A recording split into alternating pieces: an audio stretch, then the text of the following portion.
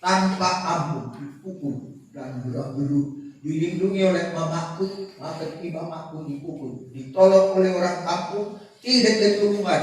Lebih baik mati di tangan saya daripada di tangan Allah.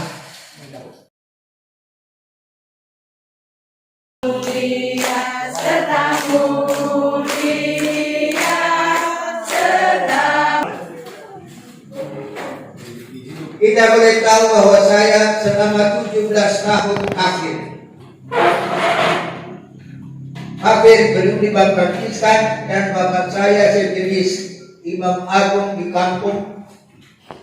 Kalau ada upacara tahun baru, ada upacara persembahan, maka bapaklah menjadi imamnya.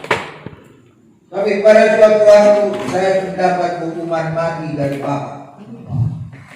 Hukuman mati karena saya berumur 45 tahun, saya digendong mama kepada upacara itu, dan bapak dengan segala kesalehan sampai trans kalau berdoa dan bergetar tangannya, dan juga umatnya itu sangat kena serak dari roh lebih daripada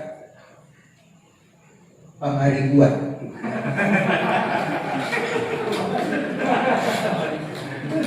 Ini meresah. Kemudian sebagai anak yang inosen, saya berumur 5 tahun sedangkan kepada mama, kenapa bapak itu?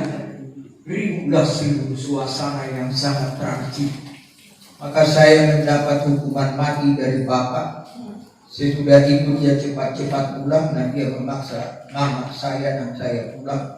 Dia mengambil rotan tanpa ampun, dipukul dan berat-belut, dilindungi oleh mamaku, maka mamaku dipukul, ditolong oleh orang kampung, tidak keturunan. Lebih baik mati di tangan saya daripada di tangan Allah. Kesalahan.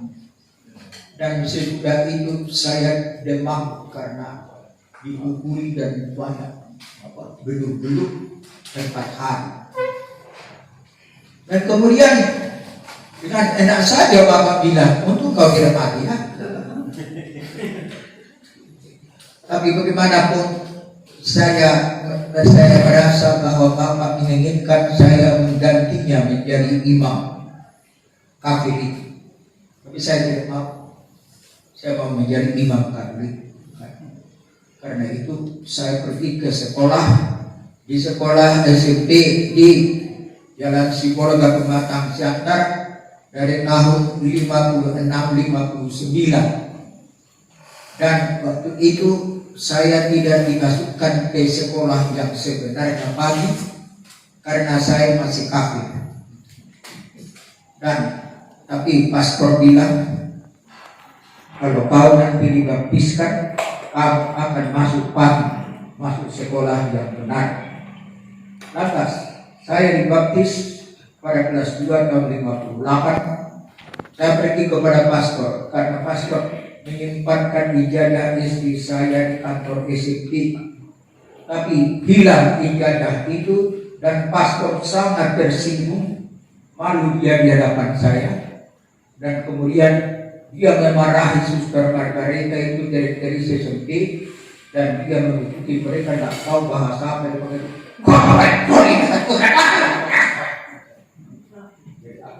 Aku lari. Dan kemudian aku pergi kepada pastor itu kembali dengan berkata, pastor, jangan merasa kehilangan. Saya berjanji saya akan lulus.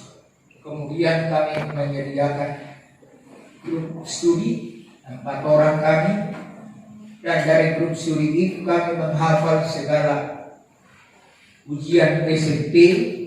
Dan kami mencoba guru kami apakah dia bisa menjawab ujian SMP. Guru kami kalah 3 nomor. Kami lulus. Dan sesudah itu karir ketiga 63 kami kelas 3. Dan teman sekelas saya 4 orang itu grup studi itu hanya 3 yang lulus.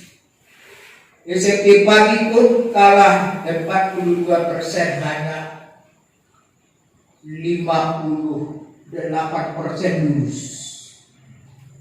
Dan Waktu itu saya bisa hitam lagi, tetapi toh bisa juara Sumatera Utara. Dan itu saya tunjukkan di surat kabar ditulis kepada pastor ini. Dia terkejut dan terkejut. Nanti dia waktu saya kau anak yang diberi nama saya. Dan kemudian saya sudah lulus itu, saya pun bertanya kepada orang tua, saya sudah tamat, kalian mau buat apa dengan saya? Apakah saya masuk tentara? Karena itu cita-cita saya. Kalau masuk tentara nanti saya dikirim ke Papua, mati aku bukan. Atau saya masuk seminari, kalian tidak usah bayar. Kalau masuk tentara harus bayar. Maksud saya supaya mereka terpaksa menyetujui seminari. Dan kemudian mereka berunding dan tidak selesai dalam 3 hari. Serundingan mereka, akhirnya mereka berkata, pada mati dia kita sedikitlah ke seminari.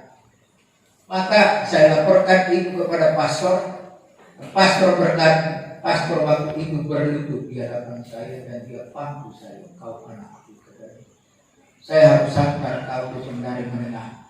Pada waktu itu persyaratan masuk seminari menengah keras sekali ya, persyaratannya itu.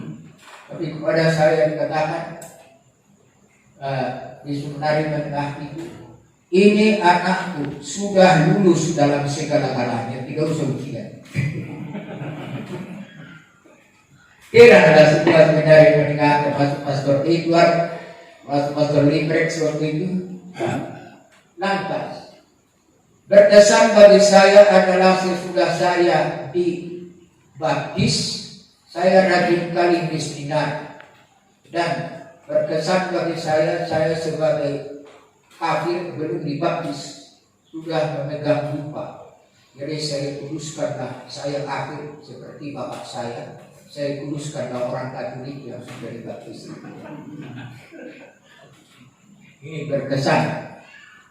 Kemudian sesudah dari seminari menengah ada persyaratan bahwa harus disetujui orang tua baru bisa masuk novisiat di Prapat. Kami waktu itu 6 orang dari seminari menengah, antara lain Pastor Paulinus, Marcelinus, Ambrosius, Fidelis Sihotan, dan kami 6 Hubertus Tampak.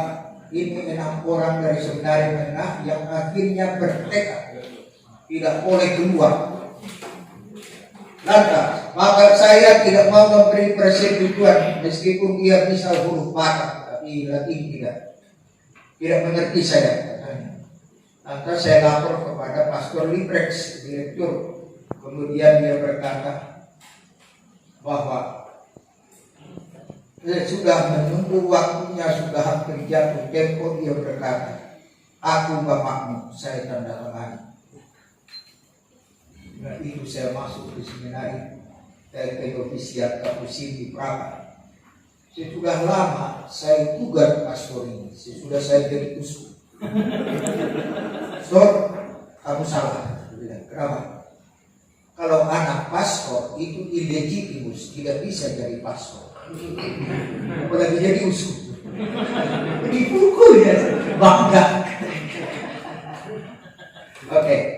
Dan kemudian kita pada tahun 64 kita mengarang lagu itu yang menjadi sangat populer. Panela.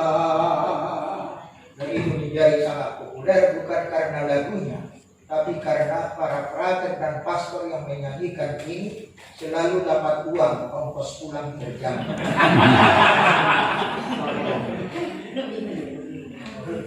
Dan masih ada yang lain.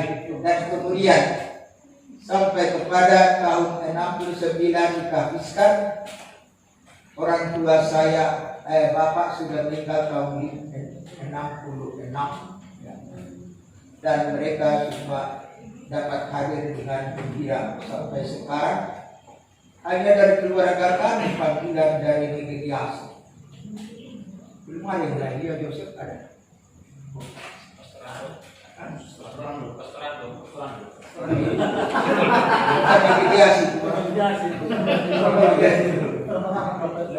dari negeri Biasi ada pastor. Selain kami berdua. Baik. Kemudian saya sangat beruntung karena satu-satunya Uskup Indonesia ditahbiskan oleh Paus, dan bukan sembarang Paus. Ini juga Paus yang menjadi orang kudus, dan dia sudah memegang kepala saya kan. Saya menjadi relikwi hidup.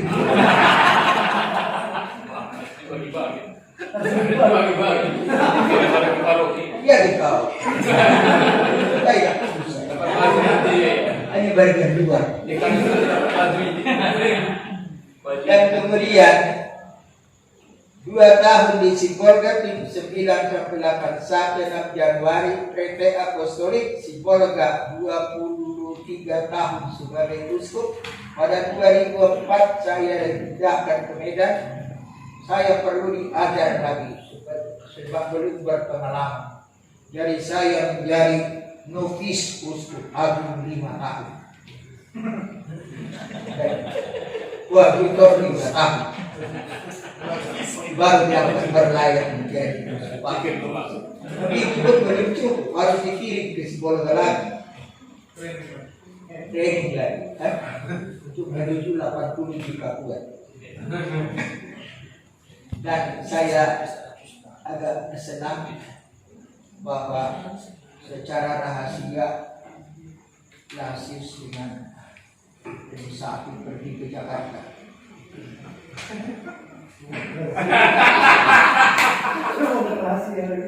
Ya, tapi kami belum berhasil membongkar. Tapi aku senang. Lantas, sekarang kita menunggu sampai uskup baru datang. Saya sangka kira-kira awal tahun depan haraplah ada. Saya berharap mereka yang tahu saya.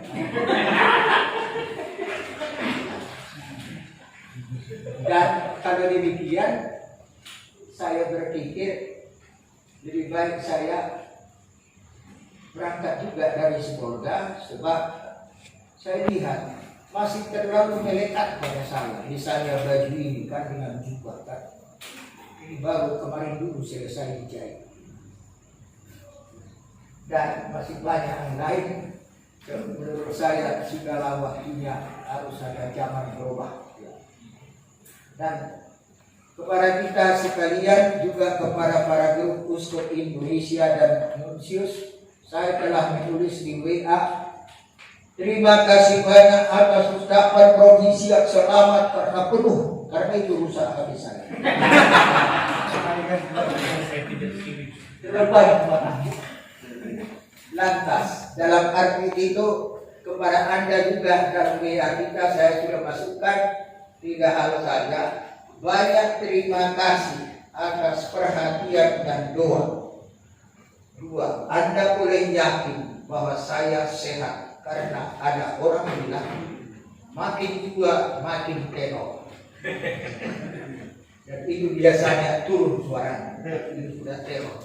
Dan yang ketiga, aku sungguh berdoa supaya Anda juga diberkati sekalian. Maka kepada kita semua di keuskupan ini juga berlaku. Terima kasih.